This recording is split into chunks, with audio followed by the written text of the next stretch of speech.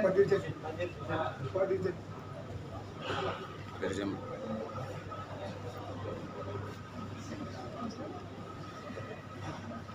Oke?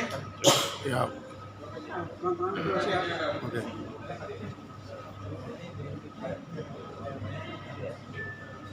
Arif. Coba sini.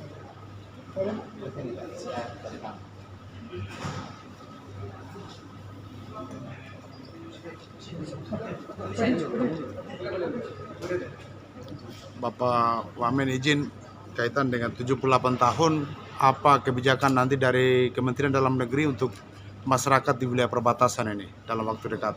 Ya, pertama-tama kita bersyukur kepada Tuhan karena kita diberi waktu oleh Tuhan untuk menikmati 78 tahun kemerdekaan Republik Indonesia. Hari ini kami mengambil kesempatan, ya, kalau Pak Menteri ke Natuna, saya dengan Pak Dirjen Polhum dan rombongan kita berkunjung di PLBN Motaen, ya, di Kabupaten Belu, ya. Ini satu penghargaan yang luar biasa bagi kami karena setelah 78 tahun kami bisa ada di sini, ya. Nah, infrastruktur yang terbangun cukup luar biasa, ya. Aparatur yang bertugas di sini baik dari Kemendagri, kemudian dari imigrasi, kemudian dari karantina kesehatan, kemudian bea cukai, kemudian dari aparat TNI Polri yang bertugas di sini. Momentum peringatan 78 tahun kemerdekaan ini, ya, kita memberikan apresiasi, dedikasi pengabdian yang cukup luar biasa. Nah, Kementerian Dalam Negeri sendiri memang ini infrastruktur ini dibangun oleh Kementerian PUPR. Kemudian karena pengelola badan perbatasan itu adalah ketuanya Bapak Menteri Dalam Negeri secara langsung, sehingga 13 PLBN yang ada itu dikelola oleh Kementerian Dalam Negeri Republik Indonesia. Dan harapan kita ke depan, karena Bapak Presiden telah menyampaikan bahwa PLBN itu adalah beranda terdepan negara, harus ditata dengan baik, bukan hanya sekedar infrastruktur yang dibangun dengan baik, tapi kualitas ekonomi masyarakat itu harus kita perbaiki dengan baik. Kemarin keluhan yang disampaikan terkait di sini itu tidak adanya money changer, kemudian tidak ada bank pendukung, ya. Karena di sini itu ada kegiatan pasar lintas negara, ya, dari Timur Leste maupun dari kita sendiri. Nah, kemarin keluhan yang disampaikan itu terkait dengan soal perputaran uang di perbatasan ini. Kalau sudah bicara di negara tetangga menggunakan uang dolar berbelanja di sini sulit sekali untuk tempat penukaran.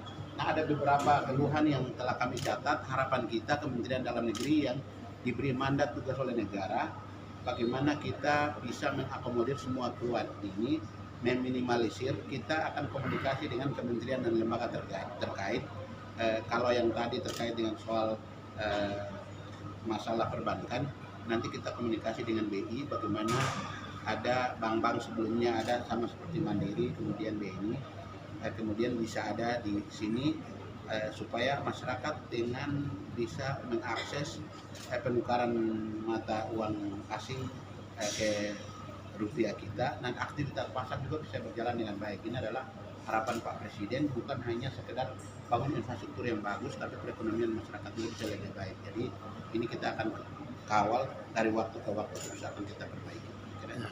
Pak Wamen, mungkin ada pesan kaitan dengan netralitas ASN, ini kan sudah tahapannya, dan juga mungkin ada kantong nama Gubernur NTT siapa berikut? Penjabatnya. Memang Pak Gubernur NTT akan berakhir tanggal 5 September, ya. 5 September sudah diusulkan, ya, nama-nama, ya, pra TPA dilakukan oleh Kemendagri, kemudian kita lanjutkan TPA oleh Pak Presiden. Nama-nama yang sudah dinaikkan berdasarkan apa yang diusulkan oleh DPR Provinsi NTT maupun usulan gubernur sendiri, ya, itu sudah diproses, kemudian kita naikkan ke Pak Presiden.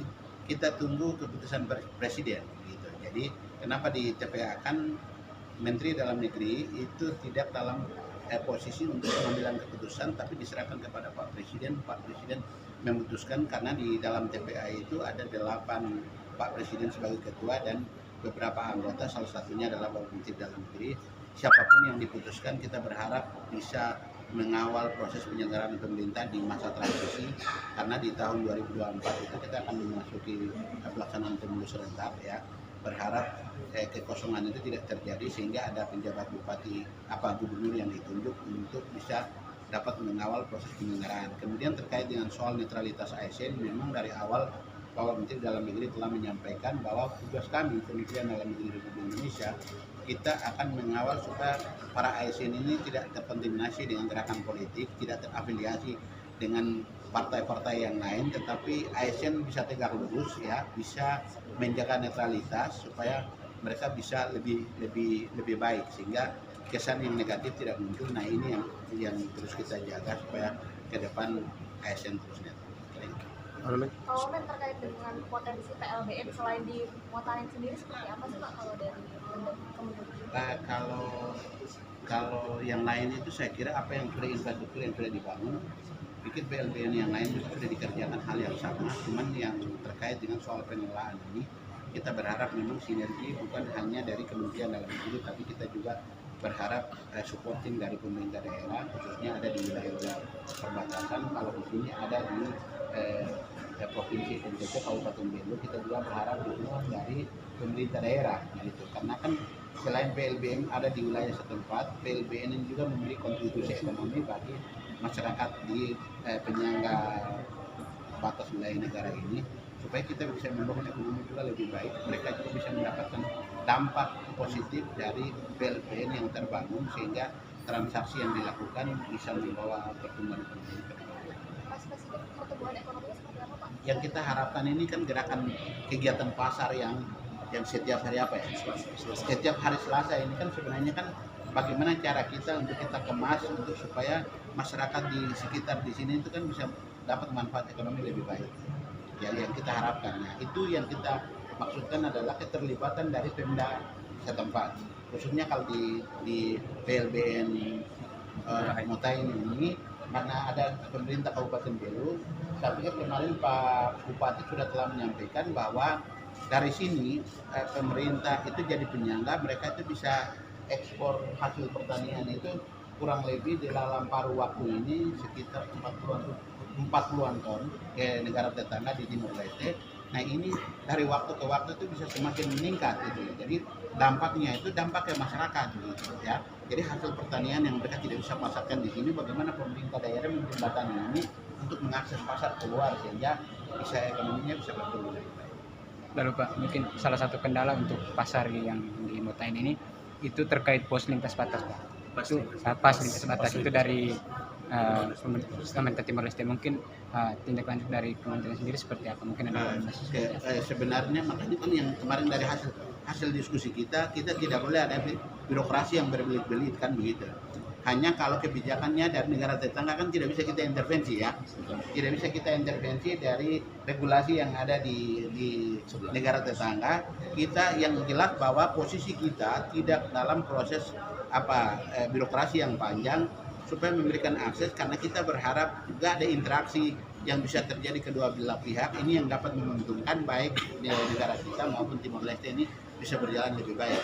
Kalaupun memang itu kita ke depan mungkin bisa kita bicarakan jembatani untuk kita membicarakan supaya hal-hal yang contoh kita mau bangun jembatan di sebelah sini, dari kami sudah siap, cuman dari sebelah kan belum ada persetujuan. Nah, hal-hal seperti ini bisa kita komunikasikan ke depan supaya di wilayah perbatasan ini supaya mobilitas masyarakat maupun barang ini bisa lebih lancar ke depan.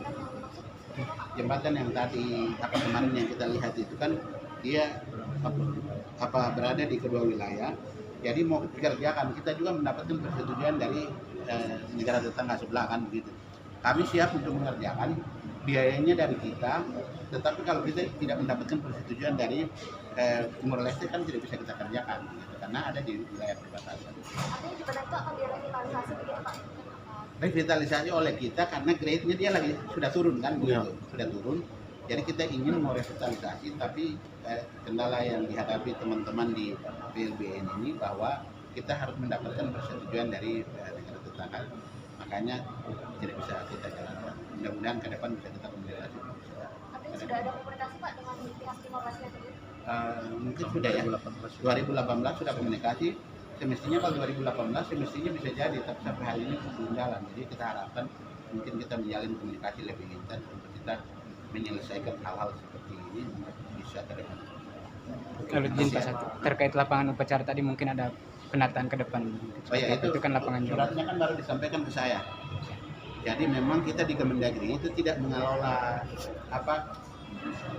Infrastruktur. kegiatan infrastruktur. Ini adalah tugas di Kementerian PUPR.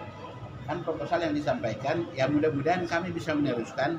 Paling tidak saya akan carikan solusi yang terbaik supaya yang menjadi keluhan ini bisa kita kerjakan bersama. Apalagi kan masyarakat menyampaikan bukan proposal secara pribadi, tetapi ini kan fasilitas untuk umum yang dapat kita kerjakan, sehingga berikut lagi kita upacara ya tidak seperti yang tadi kita lihat, tapi paling tidak sudah tertata lebih baik. Terima kasih, Pak. Terima kasih ya. Kita mau tambah.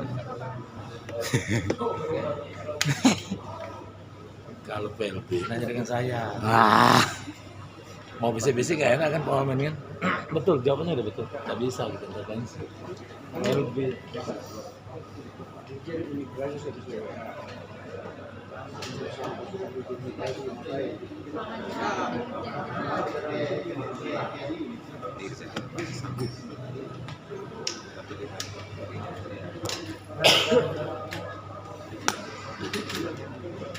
Om, langsung balik Om.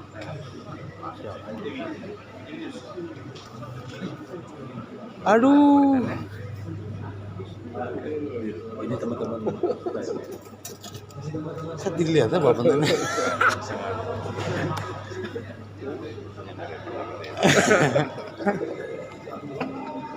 Oh, gitu ya. Ada itu apa sih? Jangan Pak kapan perpasang. Langsung pulang kan?